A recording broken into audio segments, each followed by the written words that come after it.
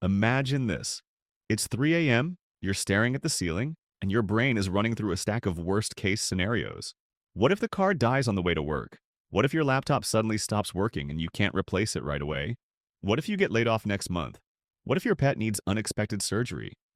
Those thoughts arrive out of nowhere, and they feel enormous, because financially, you feel fragile. Now, what if I told you there's a single savings threshold that suddenly makes most of those midnight terrors shrink to something manageable? Not because you become wealthy overnight, but because one particular number changes the way you think, feel, and act. It's not $1 million, it's not even six figures. The first real turning point for most people is $10,000. Before we unpack why $10,000 matters, let's picture day-to-day life without it. You're at the supermarket doing mental math on every item, choosing between store brand or name brand. You're declining invitations because a $25 dinner would derail your weekly budget. And you hesitate to say yes to networking events because $20 feels unaffordable. That's the paycheck to paycheck trap. Every purchase is tactical, every surprise looks like a catastrophe.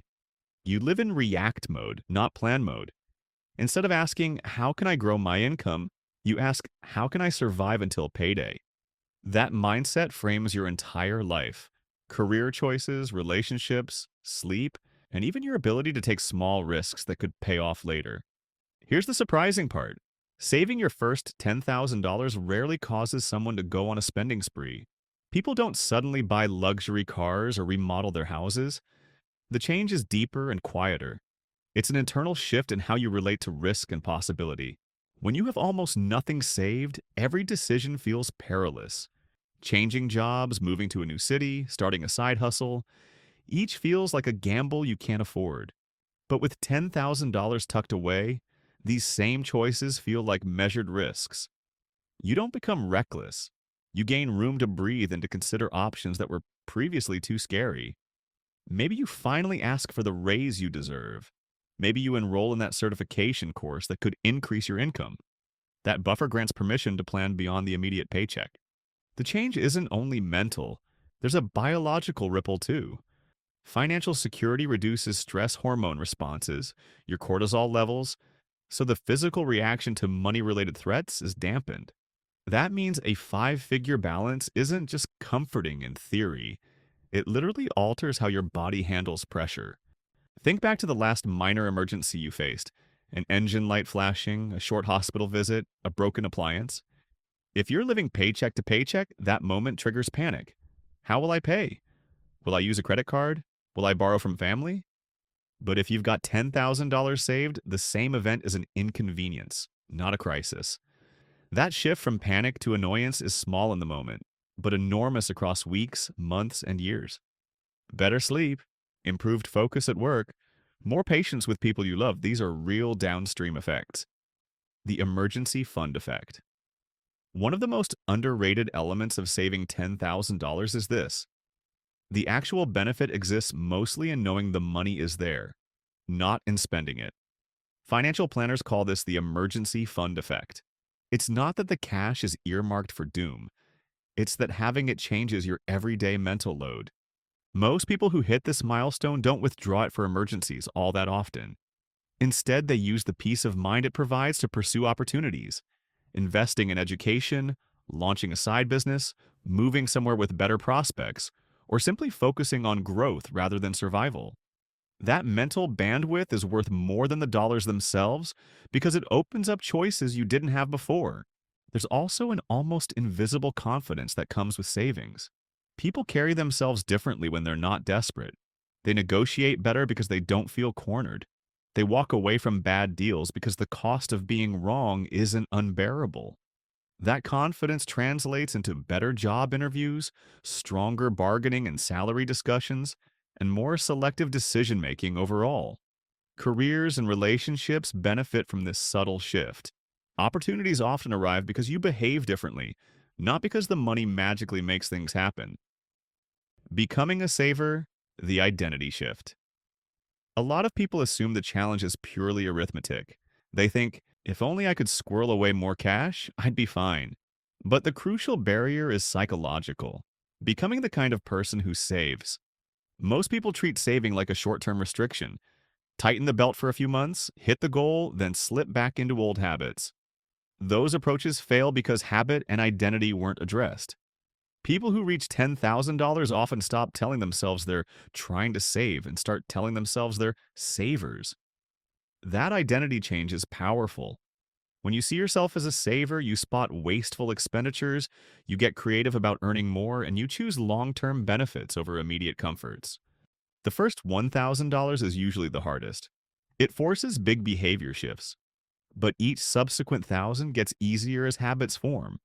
By the time you're halfway to $10,000, much of the heavy lifting is behind you because saving becomes a routine, not a constant battle of willpower.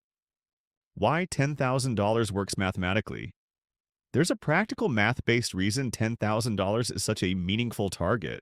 Most of the shocks that knock people out of financial stability fit within that range. Car repairs, urgent medical bills, brief unemployment spells, short-term family emergencies. For many households, $10,000 covers the typical financial disasters that otherwise force reliance on credit cards or loans. That doesn't mean it covers everything. Catastrophic medical treatment or major home repairs can exceed it, but it neutralizes the majority of calamities that keep people trapped in a survival loop. Hitting $10,000 effectively immunizes you against the most common financial shocks, which explains why it feels like a fortress to many people. Shifting from scarcity to options. Once you have a financial base, your relationship to money changes. Instead of seeing cash as a finite resource that must be defended, you begin to view money as a tool to create more options. When survival isn't front and center, you can think about investing, side incomes, retirement accounts, and other levers that compound over time. A person who is $10,000 ahead isn't necessarily better at picking stocks. They're simply in a position to even consider investing. The mental bandwidth to research a retirement plan or explore side hustles is a luxury that only comes when immediate stress is removed. That's why people with modest incomes but solid saving habits often outpace earners who never learned to keep money. Here's a counterintuitive truth. Someone with $10,000 saved can be in a stronger financial position than someone earning double who has no savings. Why? Because the saver knows how to retain and protect resources, arguably the core skill of wealth building, whereas high earners without saving habits can still be perpetually cash constrained. You likely know folks who live like they're wealthy, expensive cars, dining out, big apartments, but have no reserves. A person making a modest living but saving intentionally often ends up far more resilient. The discipline of saving $10,000 is a major lesson in delayed gratification, expense control, and planning. Skills that high earners without them simply don't have. Here are some concrete uses of $10,000. Let's get practical. What can $10,000 actually handle? Car repairs. Most common automotive fixes fall from a few $100s up to a few thousand. With $10,000, these are inconveniences, not financial emergencies. Medical bills. Even without top-tier insurance, urgent care visits, ER trips for minor issues, and many outpatient procedures are manageable. It won't cover every major surgery, but it will handle the majority of health surprises that people face. Job loss. For many people, $10,000 translates into 3 to 6 months of runway, depending on lifestyle. That's time to look for the right role rather than accepting the first paycheck that comes along out of desperation. But beyond defense, $10,000 creates offensive opportunities. A $2,000 certificate that raises your annual pay by $10,000 becomes a small bet with huge upside. A chance to invest a small sum in a friend's startup or to fund a side project? Suddenly you have choices. You don't need to throw your entire emergency cushion at risky ventures, but having the option to participate is a game changer. Psychological and social benefits. The financial gains bleed into health, relationships, and overall well-being. People with emergency funds report better sleep because the constant hum of worry quiets down. Stress is a top driver of insomnia. Remove the money-related stress and sleep improves, often quickly. Relationships improve because money fights reduce. When daily money worries aren't consuming mental space, you bring more patience, presence, and emotional energy into your interactions. You're less irritable, less reactive, and more able to invest in others. That shift can reduce relationship strain dramatically. Confidence in interviews and negotiations also rises. When you're not desperate for a job, you interview from a place of choice. Negotiations become less about survival and more about fair compensation, and that typically produces better outcomes. Those better outcomes create a positive feedback loop, more confidence, better jobs, more savings, which accelerates progress. Now, addressing the obvious objection. $10,000 can feel monumental if you're currently scraping by. That's a valid reaction. The good news is you don't have to accumulate it overnight. In fact, attempts to save by going ridiculously extreme usually fail because they're unsustainable. Most folks who reach this milestone start incredibly small: $25, $50, maybe $100 a month. The secret is consistency, not heroics. Build the habit of setting something aside. Over time, that habit compounds both numerically and psychologically. You start to see yourself as someone who saves, and the behavior follows the identity. Here's a practical nudge. Average discretionary spending on coffee, dining out, and convenience purchases runs into the thousands each year for many people. Redirecting a fraction of that, say one third, toward savings, can get you to $10,000 in a few years without severe deprivation. I'm not saying give up all pleasures forever. I'm saying most budgets have more flexibility than people realize. Compound effects and momentum. The power of the first $10,000 is mainly that it creates momentum. It proves you can set and reach a substantial goal, and that success changes how you approach subsequent goals. You begin thinking, if I could do this, what's next? That mindset propels you forward. The next $10,000 becomes more attainable because you've already built the habits and confidence. More than that, the way you make decisions evolves. You stop reacting and start planning. You spot small optimizations, shop for better insurance, cancel an unused subscription, negotiate a slightly cheaper phone plan that add up over time. Those optimizations compound in the same way savings compounds. Reality check. Let's be clear. $10,000 doesn't make you immune to all money problems, and it definitely doesn't make you rich.